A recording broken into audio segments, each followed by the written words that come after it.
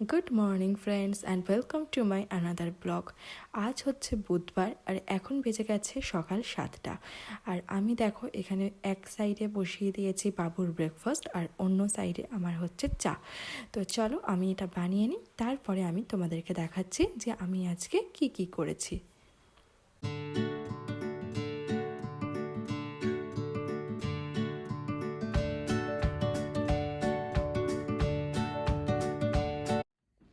সোনাই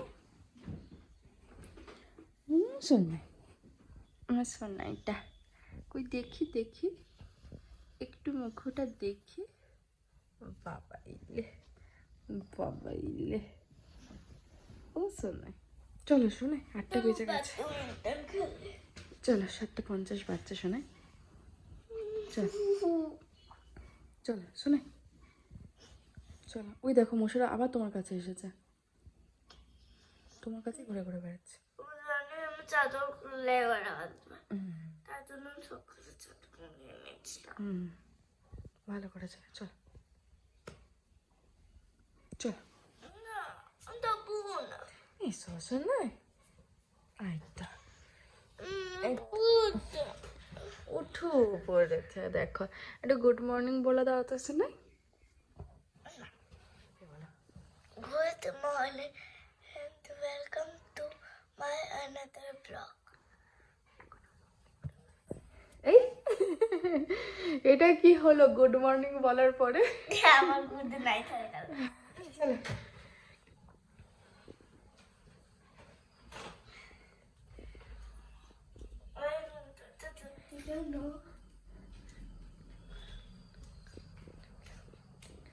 চলো তুমি এবার ফ্রেশ হয়ে যাও, তারপরে দেখাচ্ছি আমি আবার।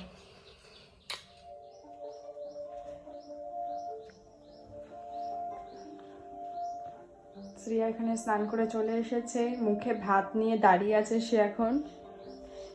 ব্যাগ কি করে করতে হয় টাকা? এখনো বেরোয়নি তা তুমি কি? আজকে শ্রিয়ার লাঞ্চে হচ্ছে, সরি লাঞ্চ না, এটা শ্রিয়ার ব্রেকফাস্ট, ভাত আলু সেদ্ধ আর ডিম সেদ্ধ। তো শ্রিয়া এটা খেয়ে নিক, তারপরে তোমাদের সাথে কথা। ওই তুই আবার বেশি ডান্স করিস না, তাহলে আবার মুশকিল হয়ে যাবে। আমি তাকে দেখবো না। দেখ কত মুজ দাঁড়িয়ে আছে। এটা প্লাস্টিকই। শ্রিয়াকে স্কুল বাসে তুলে দেওয়ার পরে দেখো আমি চলে এসেছি রান্নাঘরে। রান্নাঘরে আজকে আমি যেটা বানাবো সেটা হচ্ছে ধোসা। আর ধোসার সাথে খাওয়ার জন্য যেটা মেন জিনিস লাগে সেটা হচ্ছে সাম্বার। তো সাম্বারে আমি যে সবজিগুলো দেব সেই সবজিগুলো দেখো আমি এখানে কেটে নিচ্ছি। তো সাম্বারের সবজিগুলো যেগুলো আমি ইউজ করছি সেগুলো হচ্ছে গাজর, কুমড়ো, পেঁপে, টমেটো, পেঁয়াজ আর হচ্ছে সজনে ডাঁটা। তো চলো সবজিগুলো কেটে নিই, তারপরে আমি তোমাদের সাথে তারপরের প্রসেসটা শেয়ার করছি।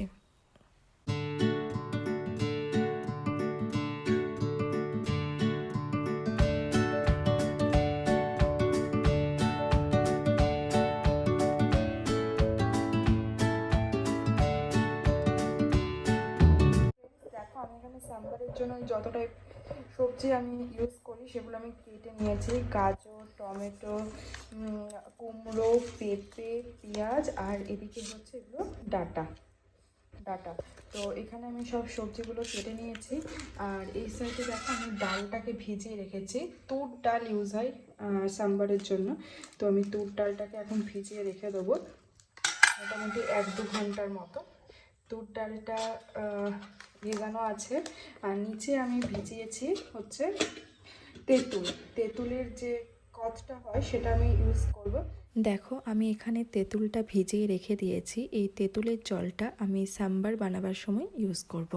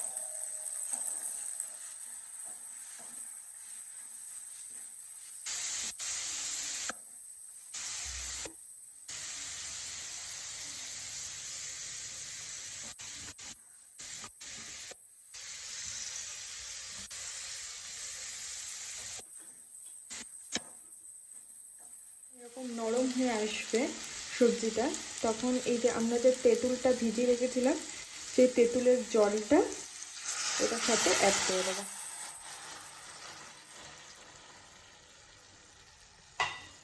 এটার সাথে অ্যাড করে দেওয়ার পরে আমরা এটার সাথে আর একটু জল অ্যাড করব,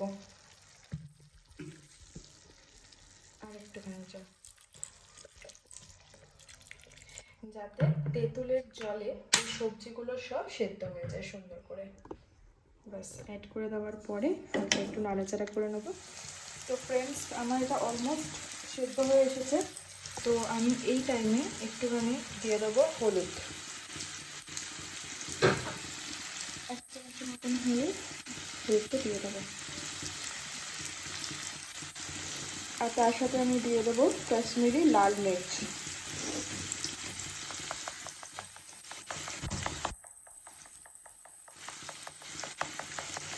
দেখো, তো চলো এবার এটাকে ভালো করে মিক্স করে নেবো।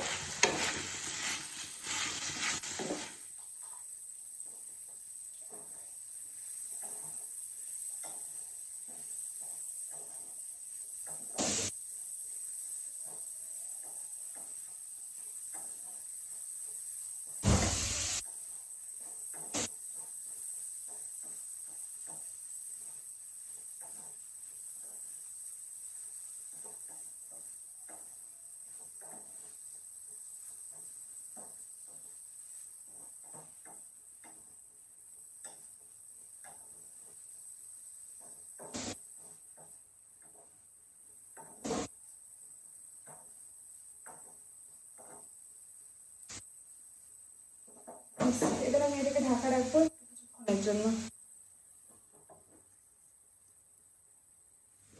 দেখো আমার এখানে মশলাটা কষে গেছে।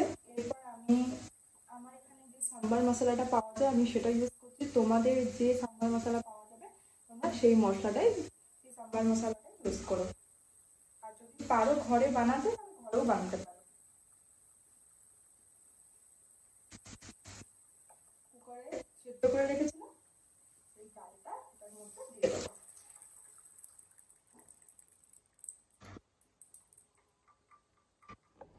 দেখো মিক্স করে নেবো ডালটার সাথে সবজিগুলোকে। পরে আমি এটাতে দিয়ে দেবো পরিমাণ মতো নুন। তবে মনে রেখো, ডালটা সেদ্ধ করার সময় আমাদের কিন্তু নুন দেওয়া ছিল, তো সেরকম বুঝে নুনটা দেবে। তো ফ্রেন্ডস, আমার এখানে দেখো সাম্বারটা পুরো রেডি হয়ে গেছে। দেখো খুব টেস্টি টেস্টি হয়েছে কিন্তু। এটার সাথে লাস্টে শুধুমাত্র ধনেপাতা অ্যাড করে আমি এটাকে নামিয়ে দিয়েছি। দেখো ধোসা বানাবার জন্য আমি এখানে নিয়ে নিয়েছি 1 কাপের মতন চাল। তোমাদের বাড়িতে যে চালটা অ্যাভেলেবেল থাকবে তোমরা সেই চালটাই নেবে। তো আমি এখানে নিয়ে নিয়েছি 1 কাপের মতন চাল, আর হাফ বাটির মতো নিয়েছি উড়দ ডাল। তো এই দুটোকে আমি ভিজিয়ে রেখেছিলাম। আমি ভিজিয়েছিলাম এটা 11টার সময়, এখন বাজছে 2:30। তো আমি এবার এই দুটোকে পেস্ট করে নেব, একদম ফাইন পেস্ট। তো আমি এই মিক্সিং জারটাতে চাল আর ডালটা একসাথেই নিয়ে নিয়েছি। চালটা ঢাকা পড়ে গেছে, দাঁড়াও দেখাই তোমাদেরকে। চালটা ঢাকা পড়ে গেছে ডালের নিচে, দেখতে পাচ্ছ? চাল আর ডালটা নিয়ে নিয়েছি। এবার আমি একটু একটু করে এটার সাথে জল মিশিয়ে মিশিয়ে আমি এটার পেস্টটা বানিয়ে নেবো, তারপর আমি তোমাদেরকে দেখাচ্ছি। তো দেখো আমার এখানে পেস্টটা হয়ে গেছে। পেস্টটা ঠিক তোমরা এরকম করবে, যেন জলও থাকে আবার যেন থিকনেস ব্যাপারটাও থাকে।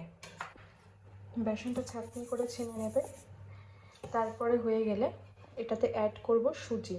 সুজি এরকম হাফ কাপ না, হাফ বাটির এরকম সুজি নেবে। এবার এটাকে অ্যাড করে দেবো এটার সঙ্গে। সুজিটা অ্যাড করে দেওয়ার পরে আমরা দিয়ে দেবো এখানে যে পেস্টটা বানিয়েছে সেই পেস্টটা।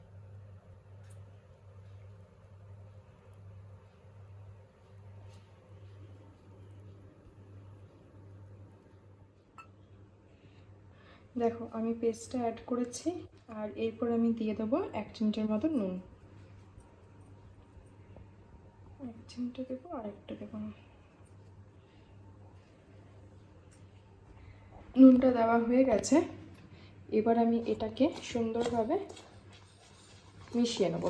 করে দেওয়ার পরে এরকম হয়েছে, ঠিক এই থিকনেসটা তোমরা রেখো, ঠিক আছে? তো আমার এটা অ্যাড হয়ে গেছে, এটা আমি রেখে দেবো কিছুক্ষণ রেস্টের জন্য। এখন বাজছে 3টে, আমি হয়তো ধরো এটা বানাবো 8টার সময়, তো 3টে থেকে 8টা পর্যন্ত এটা রেস্ট পাবে। তারপরে কিভাবে আমি এটা বানাচ্ছি সেটা আমি তোমাদের সঙ্গে শেয়ার করব। এখনকার মতো এটাকে আমি ঢাকা দিয়ে রেখে দিচ্ছি। এটা আমি ঢাকা দিয়ে রেখে দিচ্ছি, থাক এটা। আমি এখানে ধোসার জন্য, মশালা ধোসার জন্য আমি এখানে আলুর পুরটা বানিয়ে নিয়েছি। আলুর পুরটা বানাবার জন্য আমি প্রথমে কড়াইয়ে কালো সর্ষে দিয়েছিলাম, তারপরে দিয়েছিলাম কারি পাতা, আর ওগুলো একটু ভাজা ভাজা হয়ে যেতে আমি দিয়েছিলাম হলুদ আর হালকা একটু লঙ্কার গুঁড়ো। তারপরে আমি আলুটা অ্যাড করে দিয়েছিলাম আর দিয়েছিলাম পরিমাণ মতন নুন। সেটা কড়াইতে ভালো করে নাড়াচাড়া করে নেওয়ার পরে আমার আলুর পুরটা রেডি হয়ে গেছে। এরপর আমি তোমাদেরকে দেখাবো যে ধোসাটা কিভাবে বানাবে। তাওয়াটা প্রথমে হালকা গরম করে নিয়ে তাতে দিয়ে দেবে জল। জলটা দেওয়ার পরে এরকমভাবে তাওয়াটা পরিষ্কার করে নেবে। তারপরে তোমাদের কাছে যে ডাবুটা থাকবে সেই ডাবুর 1 ডাবু মতো ওই যে পেস্টটা আমরা বানিয়ে রেখেছিলাম সেই পেস্টটা ঠিক তাওয়াটার মাঝখানে দেবে, ঠিক তাওয়ার মাঝখানে দেবে। দেওয়ার পরে ওটাকে হয় তুমি ওই ডাবুটা দিয়েও ঘোরাতে পারো, অথবা আমার মতন একটা তেজপাতাও নিয়ে নিতে পারো। এবার তেজপাতাটা নিয়ে হালকা হালকা হালকা করে এটাকে রাউন্ড করতে থাকবে।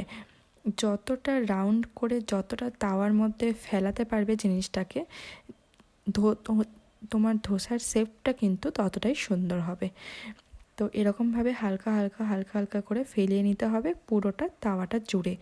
আমার একটা জায়গায় দেখো একটুখানি পড়েনি বলে যখন দেখবে আমি ধোসাটা তুলবো তখন দেখবে ওই জায়গাটা কিন্তু ফুটো থেকে গেছে। তো এরকমভাবে দেখো আমি ধোসার এইটা বানিয়ে নিলাম শেপটা। ওটা বানিয়ে নেওয়ার পরে দিয়ে দেব হালকা একটু সাদা তেল ওর চারিপাশে। দেওয়ার পরে ওই যে চামচটা সেই চামচটা নিয়ে ধোসার ওপরে বাকি জায়গাগুলোতে তেলটাকে সুন্দরভাবে মাখিয়ে দেব। তেলটাকে সুন্দরভাবে যখন মাখানো হয়ে যাবে, পুরো ধোসার গায়ে যখন লাগানো হয়ে যাবে, তারপরে আমি দিয়ে দেব গরম মশলা। তোমাদের কাছে যে গরম মশলা থাকবে সেই গরম মশলাটাই একদম হালকা জাস্ট একটুখানি পুরোটাতে ছড়িয়ে দেবে। পুরোটাতে ছড়িয়ে দেওয়া হয়ে যাওয়ার পরে যে আলুর পুরটা আমি রেডি করেছিলাম সেই আলুর পুরটা আমি দিয়ে দেব ধোসাটার উপরে।